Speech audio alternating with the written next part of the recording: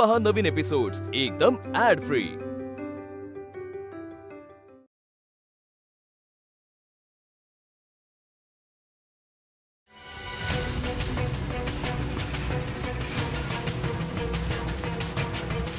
थांब शरू थांब, पिशाच्याची मूर्ती ठेवली नरहरी पंताने।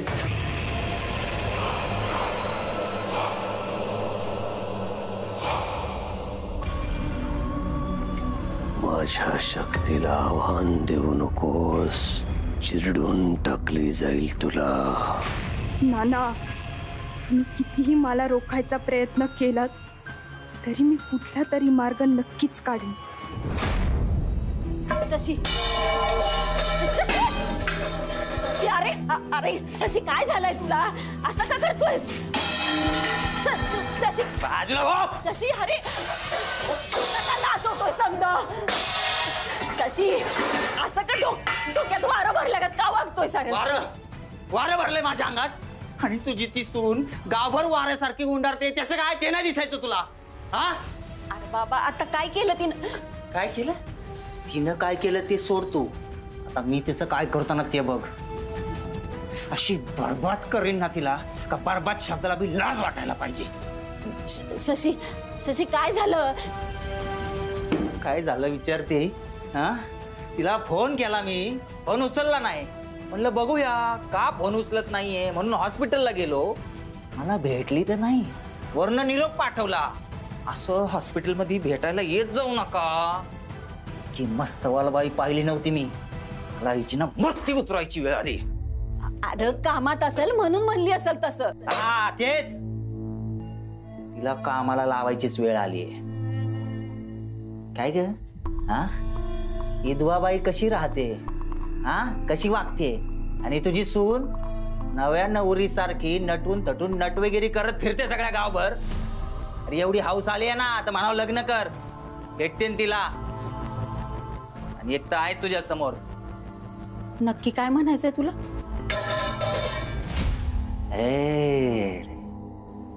काय नाटक करते म्हातारे, हा, कळलं नाही वय तुला? त्या दिवशी सांगितलं ना मला लग्न करायचंय तिच्याशी, हा, काय ग, मी नसताना तिला दाखवायला बीजवर नवरे घेऊन येतेस, आणि इथं सक्का पोरगा तळमळतोय तिच्याशी लग्न करायला, तरी लगीन लावून दे ना। काय अडचण काय तुला? अगं दे की लगीन लावून, हा दे, माझ्याशी लग्न लावून दे, म्हणजे घरातल्या घरात बाहेर उडून टाकू। काय बोलतोय? असं कोणी बोलतं का? हा, तोंडाला आवर घाल, तुझ्या भावाची बायको आहे ती। कुठं कुठं लपवशील ग, हा, कुठं कुठं लपवशील? आणि भावाचं कर्तव्यच पार पाडतोय मी। आता घरातल्या बाईला अशी वाड्यावर म्हणजे वाऱ्यावर सोडायला पाहिजे का? हे मंगळसूत्र तिच्या गळ्यात घालायचं आणि तिला बायको करून घ्यायची, आणि जर ती नाही झाली ना, तिला अशी नाचवीन ना, या वस्तूंचा चुराडा केला ना तशी। आणि तुला तर माहितीच आहे, नाचवायला मला येळ लागत नाही। शशी, शशी, हे बघ, असलं वंगाळीच्या डोक्यात आणू नकोस। शशी, अरे हे बघ, रागाच्या भारात काहीतरी करशील आणि जाशील परत जेलात। तिला बर्बाद करताना मी जेलातच काय, फासावर बी गेलो ना तरी चालेल मला। आली मध्ये, हे बघ बाळा, हे बघ, विभाशी लग्न करून तू सुखी होणार नाहीस। चंद्रविलासची छाया आहे तिच्यावर, चंद्रविलासची सावली सुद्धा बायकांना जाळते रे। आणि लगीन झालेली बाई तर चंद्रविलाससाठी आवतानच।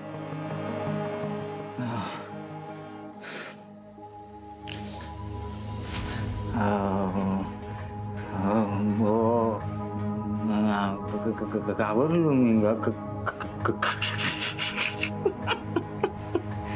घाबरलो मी म्हातारे। अगं चंद्रविलास जाळत नाही बायकांना, पोटूशी करतो। जशी तू चंद्रविलास मध्ये जाऊन पोटू शिवून आलीस, तशी तुझी सून विभाबी होणार बघ। या खेपेला बीज वाड्यावरच नाही, माझं असल। अगं तुझा धाकटा पोरगा गोलब घराण्याला नाही देऊ शकला वारस, पण आता घोलप घराण्याला मी वारस देणार. शशी माझा ऐक. शशी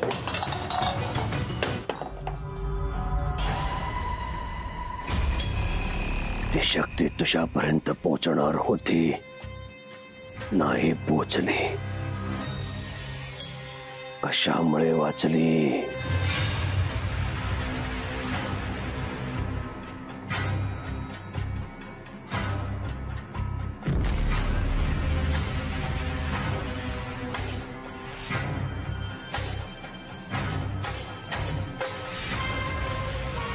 हे पिशाच शक्ती 200 वर्ष तुला प्राणपणाने जपलंय. 200 वर्ष तुला बळीच्या रक्ताचा अभिषेक घालत आलोय. पहिला बळी तर माझ्या घरच्या मुलीचाच दिला होता. आता शेवटची रक्ताची ओंझळ शर्वरीची.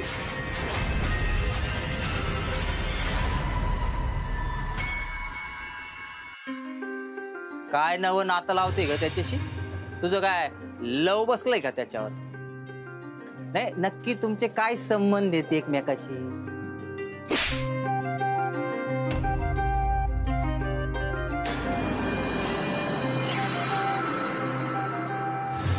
शर्वरीचे वडील ना तुम्ही? तुम्ही माझ्या मुलीला भेटलाय का? मला प्लीज घेऊन चला ना. I am very sorry. तुम्ही सांगा ना माझी मुलगी कुठे? ती आत नाही ना गेली? आत येते वाड्यात.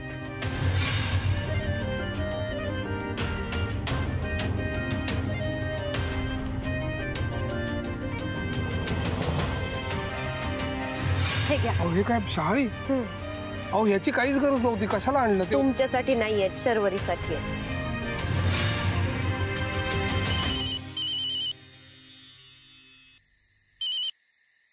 हा आई, पोरी कुठं आहेस ग? मी मार्केटात आहे. वाण सामान घेऊन येते घरी.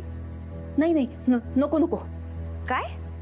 काय नाही, नशिबानं काय डाव मांडलाय काय माहिती. एक पोरगा हिरवून घेतला आणि दुसरा असून नसल्यागत आहे. आई काय बोलताय तुम्ही? मला कळत नाहीये. काय झालंय? मला जादा काय सांगता येणार नाही, पण तो शशिकांत त्याच्यापासून जरा जपूनच राहा. हैवानासारखा वागतोय मी याला. हे बघा, तू घरी यायची अजिबात गडबड करू नकोस. जिथं असेल तिथंच थांब, नाहीतर असं कर त्या हॉस्पिटलला जाऊन थांब, पण घरी येऊ नकोस. हो हो हो हो आई, माझी काळजी करू नका तुम्ही.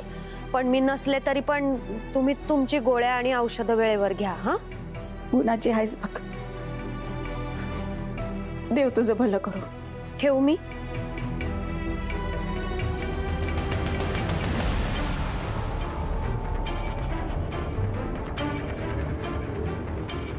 अगं बेबे, कुठं पळशील?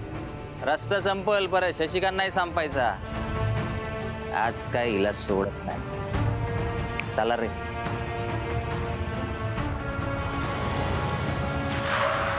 रिवावरी,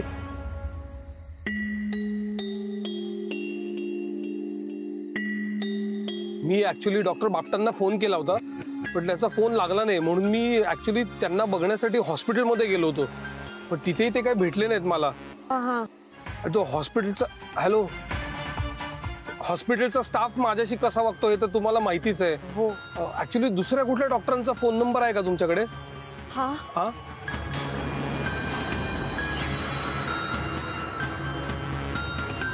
काय झालं? काही प्रॉब्लेम आहे का? नाही नाही, खरं तर मीच विचारणार होते तुम्हाला की शर्वरी नाना. नाही नाही नाही, ऍक्च्युली काय शर्वरी बरी आहे. नानांनी आज काहीतरी बोलायचा प्रयत्न केला, ते पुसटचं ऐकू आलं. नाना बोलले? हो. अरे वा, मग चला मी बघते नाना येऊन तिकडे. पण आपलं ठरलंय ना वाड्यात भेटायचं नाही असं? हो हो, आपलं ठरलंय, पण आपलं ठरलेलं नंतर बघू. आधी पेशंट महत्वाचा. पण डॉक्टर बाहेरगावी गेलेत ना, म्हणून मला यावं लागेल. मी तपासू शकते त्यांना. हा, चला जाऊया.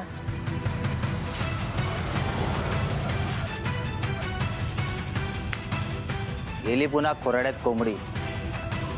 या महाजनचं ना काहीतरी करायला पाहिजे. आ करा.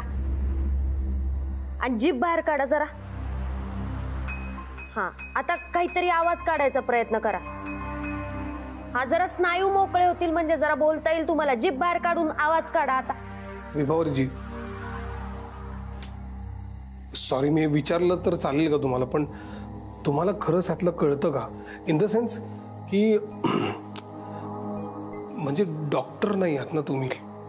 हा, आलं माझ्या लक्षात.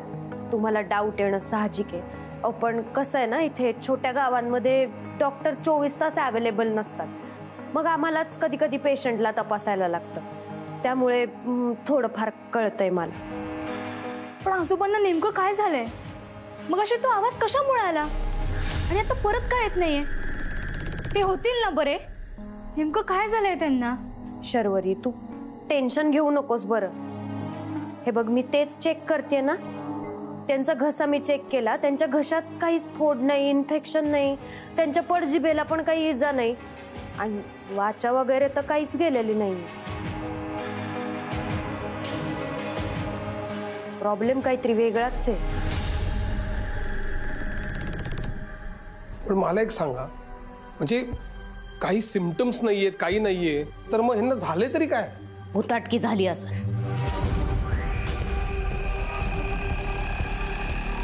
वाड्यावर भुताटकीचा वास आहे. कशाला बडबड करते? बोलायला सांगितलंय का? वाड्यावर भुताटकी अंमले असं मी नाही, गावातले लोक बोलत आहेत. मग गावातले लोक बोलतायत ना, मग ते गावातच राहू देत ना. इथे घरात कशाला घेऊन येतेस? किती दिवसांनी स्पष्ट बोलू शकतील ते? असं नक्की नाही सांगता येणार आपल्याला. पण तू एकदा आवाज ऐकलायस ना, मग परत ऐकशील नक्की. आणि मला काय वाटतं, कधी कधी पेशंटला शारीरिक ताणापेक्षा मानसिक ताण पण आलेला असतो. कधी कधी मनावर आघात झालेला असतो. त्यामुळे पण होऊ शकतं असं. मला असं वाटतं आपण एकदा स्पीच थेरपी ट्राय करायला पाहिजे. स्पीच थेरपी म्हणजे? म्हणजे आता नाना आपल्याशी काहीतरी बोलायचा प्रयत्न करतायत पण आपल्याला कळत नाहीये, बरोबर? तर हे कळणारे काही तज्ज्ञ असतात, त्यांना बोलवून घ्यायचं. म्हणजे त्यांच्या मदतीने ते कदाचित बोलू शकतात आणि आपल्याला समजू शकतं. म्हणजे त्यांच्या मनातलं आपल्याला कळतं? आता ते मनातलं बोललेच नाहीत तर कळणार कसं? माझी एक मैत्रीण आहे, तिला मनातलं कळतं. म्हणजे नेचर विस्पर असतं ना तसं. म्हणजे प्राण्या पक्ष्यांची भाषा समजणारे तिलाही कळते. म्हणजे ती आपल्याला नानांना काय म्हणायचं ते सांगू शकते. तिला बोलवू? कुठली मैत्रीण? तुझ्या सगळ्या मैत्रिणी मला माहिती आहेत. नाही अरे, मुंबईची नाहीये ती, भुलगावातलीच आहे, वाड्याजवळच असते. भुलगावातली मैत्रीण? काय नाव काय तिचं? नाव नाही माहित. नाव माहिती नाही आणि म्हणे मैत्रीण आहे माझी. नाव विचारणार होते पण तेवढ्यात ती गेली. उद्या विचारते भेटल्यावर. उद्या कशाला विचारते भेटल्यावर? मी तुला काय सांगितलंय? मी येते. हो, कशाला भेटायचंय? मी तुला सांगितलंय ना ह्याच्या आधी नको भेटूस म्हणून. बाळा, नवीन गाव आहे, परत जर का आपल्याला काही दुखलं खुपलं काय करणार आहोत आपण? आणि माझं ऐकत नाहीस ना तू. तुला किती वेळा सांगितलं पाय धुतलेस? अरे मी जातच होते, पण वाटलं पण नसलो आणि आजोबा काहीतरी बोलले तर म्हणून थांबले. कारण तर आपल्याकडे सतत तयारच असतात ना. चल.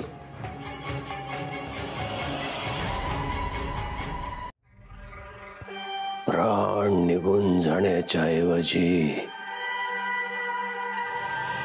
प्राण कंठात कसे आले नाना? नाना, तुला पुन्हा वाचा कशी फुटली रे? कुठली शक्ती मदत करते तुला? बोल.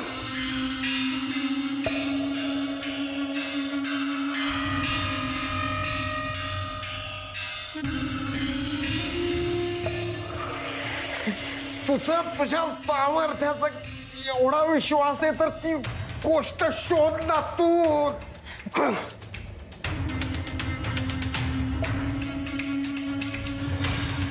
किती किती घाण केलेत ग कपडे. हात पशी थांब जरा. का चप्पल? बरं झालं पाणी आधीच काढून ठेवलं. तारानी निदान एवढं तरी केलं. चल ये इकडे. कधी कधी फारच काळजी करतोस बाबा माझी. ओके, मी कोणाशी मैत्री नाही करणार, पण मी सांगते ना, माझी मैत्रीण खरंच खूप चांगली आहे. अरे पण नको न करूस मैत्री, काय प्रॉब्लेम आहे तुझा? ओके, तू पण असाच विहिरीवर हातपाय धुवायचास? हातपाय काय, मी इथे आंघोळ सुद्धा केली आहे.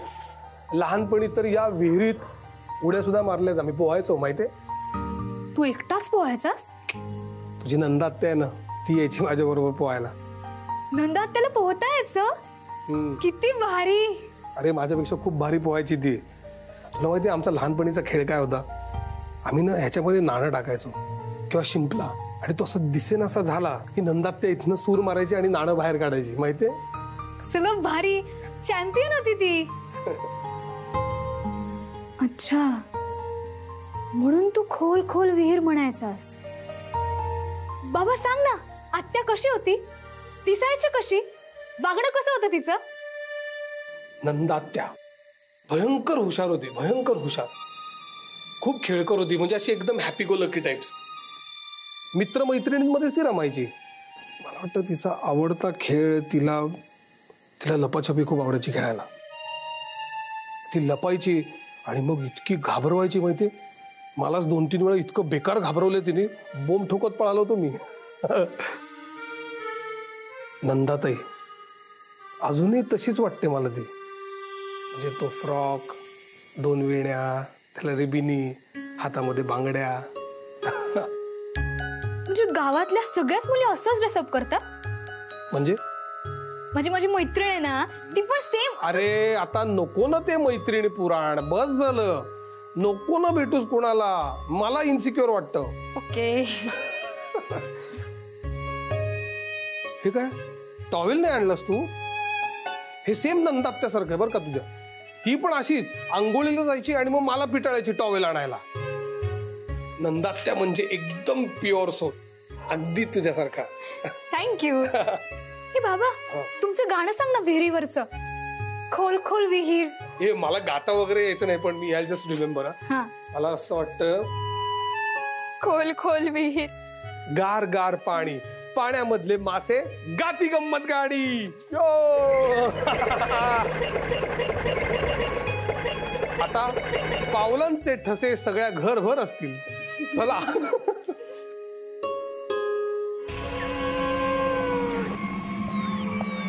माझ्या तावडीतून कोणी सुटू शकत नाही नाना.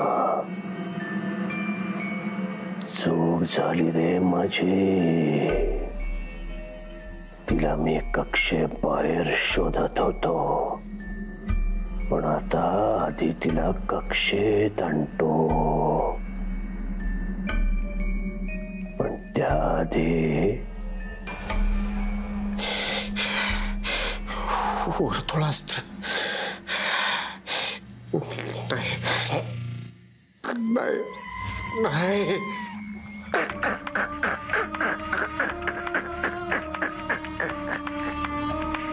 आता ती शक्ती येणार माझ्या मर्जीनं, अडकेल माझ्या मर्जीने आणि संपेलही माझ्या मर्जीने नाना. नाही नाही, नको नको.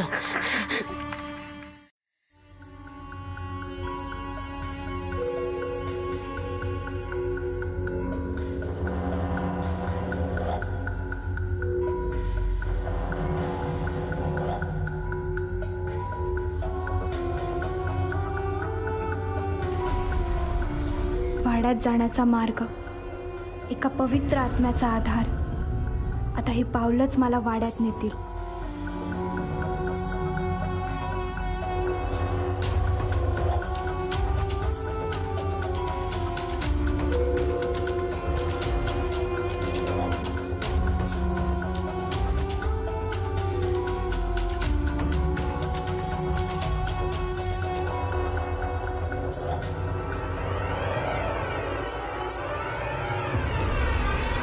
चंद्रविलासचे नियम जसे माणसांना लागू आहेत, तसे त्या आत्म्यांनाही लागू होतात नाना.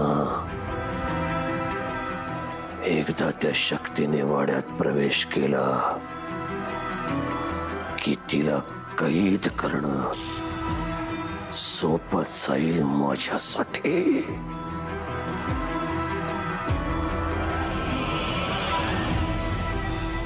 नाही, ती इथे माझ्या मदतीसाठी आलेली आहे.